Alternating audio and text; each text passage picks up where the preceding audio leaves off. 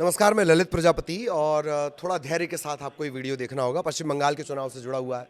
अब भाई चुनाव तो बहुत सारी जगह हो रहे हैं। असम में चुनाव हो रहे हैं, पुदुचेरी में चुनाव हो रहा है, केरल में चुनाव होने वाले हैं, तमिलनाडु में चुनाव होने वाले हैं। लेकिन ये जो पश्चिम बंगाल है, ये इतना फोकस में क्यों रहता है? क्या वो वजह है जो पश्चिम बंगाल पर पूरा राष्ट्रीय मीडिया उसकी निगाहें टिकी होती हैं, जो दिल्ली का हिंदी मीडिया होता है, इंग्लिश मीडिया होता है, उसके फोकस में पश्चिम बंगाल हमेशा होता है? दरअसल वो वजह है उस चुनाव का एकदम अलग होना। उसकी कुछ विशेषताएं हैं, उसकी कुछ खासियत है। उन्हीं पॉइंट्स के इर्द गिर्द हम ये चर्चा करेंगे, तो थोड़ा धैर्य आपको रखना होगा। ये आम चुनाव जैसा नहीं है। भाई चुनाव तो केरल में, तमिलनाडु में, असम में, बाकी जगहों की चर्चा आप कम क्यों सुनते हैं और क्यों सबसे ज्यादा पश्चिम बंगाल की चर्चा होती है? वो है उसका सियासी मिजाज। एसआईआर उसमें और एक तड़का ऐड ऑन कर देता है। तो इसी तरह के अलग अलग पॉइंट्स, अलग अलग रिपोर्ट्स इसके हवाले से जो हमने पढ़ी हैं, उनके हवाले से हम अलग अलग आपको ये बताते हैं कि आखिर इस पर सबसे ज्यादा फोकस क्यों रहता है और ये पूरी नेशनल मीडिया का सेंटर कैसे बन जाता है। ठीक है, सबसे बड़ा और जो अभी का हाल फिलहाल का मुद्दा जो इसे एक एक्स्ट्रा एड ऑन करता है, वो एसआईआर का मुद्दा। स्पेशल इंटेंसिव रिवीजन यानी एसआईआर का प्रोसेस शुरू हुआ है। यह भी पहली बार हुआ कि कोई सिटिंग मुख्यमंत्री जाकर बोल रहा था अदालत में कि मैं माफ कीजिएगा, केस की पैरवी करूंगा या मैं वहां पर मौजूद रहना चाहती हूं। वो ममता बनर्जी ने किया। दरअसल बिहार, उत्तर प्रदेश, केरल जैसे राज्यों में प्रोसेस पूरी हो चुकी है।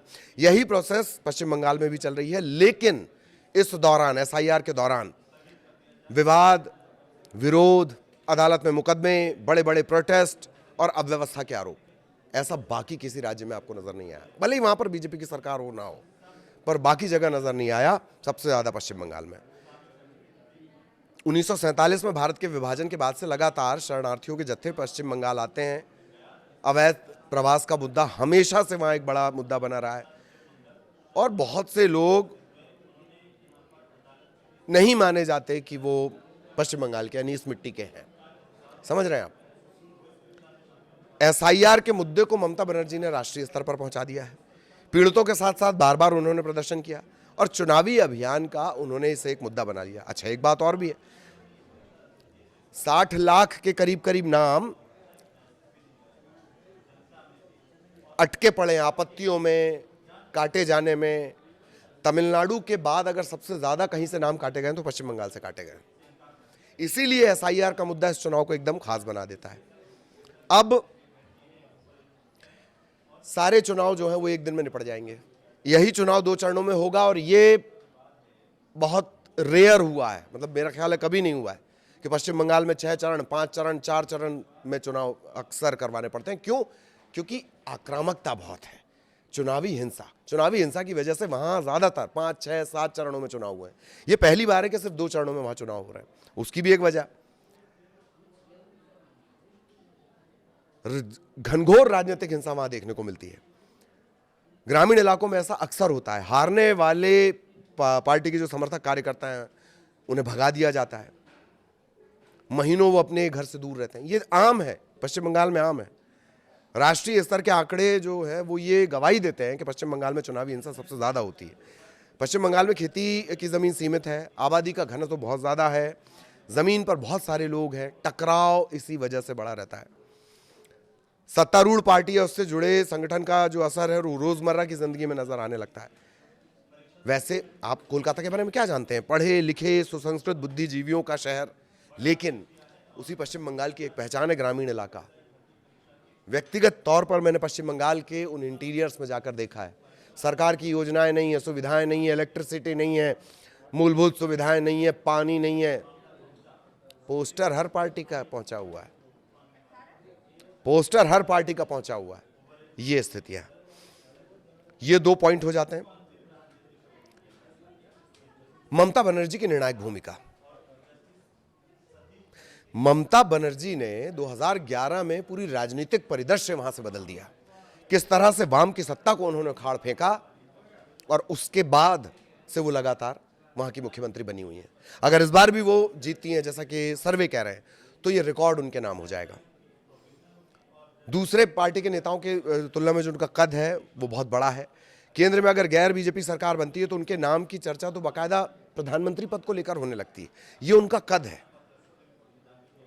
कुछ खास सीटों पर भले खुद ममता बनर्जी चुनाव हारी है पिछले बार, पर क्या उनका रोला कभी आपने कम होता देखा है? कतई नहीं देखा होगा। एक और बात कि 2014 में सत्ता में आने के बाद से बीजेपी लगातार बड़े बड़े किले बीजेपी ने ध्वस्त कर दिए। ये छोड़िए, दक्षिण भारत में पार्टी अपनी पकड़ धीरे धीरे मजबूत बना रही है। कर्नाटक में तो खैर एक एंट्री पॉइंट कर्नाटक को माना जाता है बीजेपी के लिए, ठीक। पर पश्चिम बंगाल में आके पार्टी को हो क्या जाता, ब्रेक कौन लगा देता, क्यों ब्रेक लग जाता है, ये एक सबसे बड़ा सवाल है। 2021 में भी बीजेपी ने दावा किया कि 200 से ज्यादा सीटें जीतेंगे। 77 सीटों के आसपास वो सिमट गई और तृणमूल कांग्रेस भारी बहुमत के साथ आई। सबसे ज्यादा इंपॉर्टेंट है ये बीजेपी के लिए। उनके जो संस्थापक हैं, बीजेपी के संस्थापक, उनका गृह राज्य है ये मुखर्जी साहब का।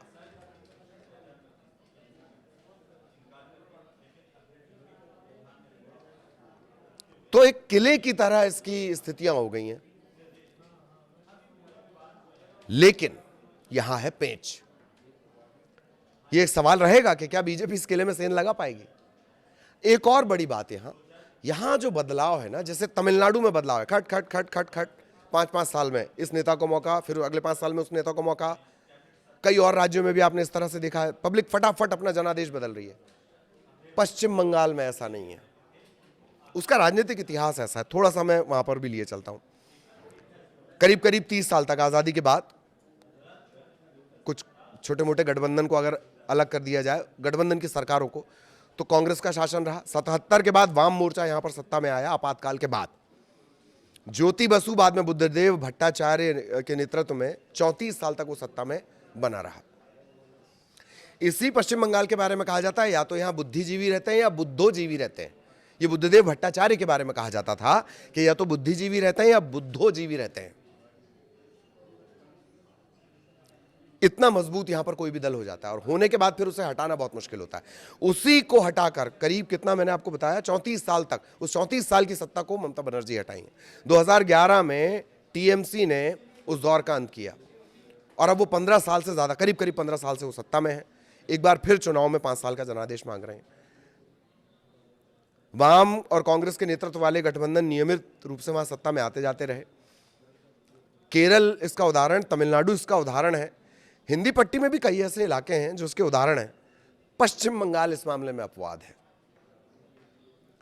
आमतौर पर किसी भी पार्टी को मतदाता बहुत वक्त देता है, चलो करके देखो करके देखो करके देखो। एक और बड़ी बात कि बार बार ये कहा जाता है कि जो शहरी तबका है वो ममता दीदी से नाराज है, ममता बनर्जी से नाराज है, लेकिन उसी शहरी तबके का जो वोट परसेंटेज है वो जाता ममता बनर्जी के साथ है। रूरल इलाकों के अलावा शहरी मतदाता भी उन्हें वोट कर रहा है। नाराजगी रख रहा है लेकिन वोट किसे कर रहा है? ममता बनर्जी को। क्यों? क्योंकि वहां परिवर्तन बहुत धीमे तरीके से होता है, राजनीतिक परिवर्तन। तो ये मोटा मोटी वो बड़ी वजह जान लीजिए कि एक तो लोग जब भरोसा करते हैं तो लंबा भरोसा करते हैं, एक बात। दूसरी बात कि बीजेपी के लिए ये अस्तित्व जैसा जान पड़ता है, ठीक। तीसरी बात, सबसे ज्यादा हिंसा होना, क्योंकि पश्चिम बंगाल सिर्फ कोलकाता नहीं है, बुद्धिजीवियों वाला कोलकाता नहीं है। ग्रामीण इलाकों में, जैसे मैंने आपको अपना पर्सनल एक्सपीरियंस बताया कि दूर दूर खेत खलिहान तक आप चल जाइए, छोटे छोटे गांव में चले जाइए, कुछ मिले ना मिले राजनीतिक पार्टियों के पोस्टर मिल जाएंगे। ज्यादा आबादी, कम जमीन, रहने का घनत्व ज्यादा, इस वजह से जो हारता है उसे मार मार कर भगा दिया जाता है, महीनों तक वो अपने घर नहीं आ पाता है। और एसआईआर, ये वो मोटा मोटी पॉइंट्स हैं जिन्होंने इस चुनाव को बहुत अलग बना दिया है, पूरे देश के चुनाव से ये अलग है। तो इसे आप जरूर ध्यान रखिएगा। मैंने कहा ना कि वीडियो आपको बहुत ध्यान से सुनना पड़ेगा, थोड़े धैर्य के साथ सुनना पड़ेगा, लेकिन आप इससे पश्चिम बंगाल को समझ जाएंगे और जब 4 मई को नतीजे आएंगे तो आप उन्हें बाकी लोगों से और ज्यादा बेहतर समझ पाएंगे। नमस्कार।